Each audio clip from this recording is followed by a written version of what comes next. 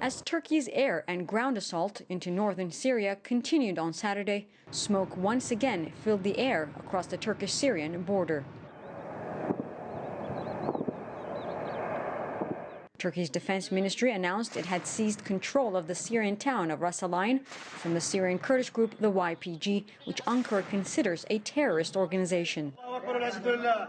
Turkey is determined to continue its push forward. On Saturday, a Turkish convoy carrying military tanks headed to the Akçakale border.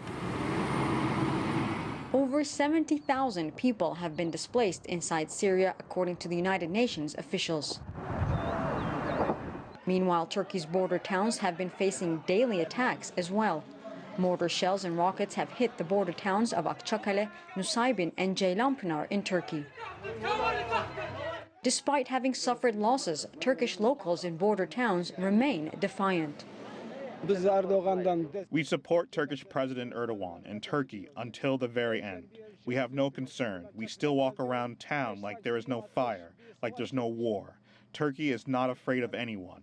The U.S. says don't enter, Europe says don't enter. They shouldn't listen to anyone. We enter without fear of anyone. We support our government and our soldiers. We are with them. We'd rather die here than leave. Even though many of the locals in Akçakale support the government's operation, there is still a lot of concern for the safety of their children.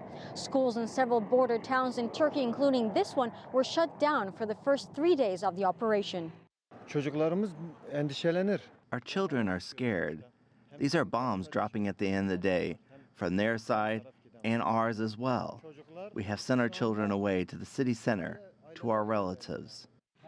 Despite having suffered some casualties and receiving international condemnation, Ankara says it will move forward with the operation until the safe zone with a targeted depth of 30 kilometers is established. Michal Bardavid, CGTN at the Turkish-Syrian border.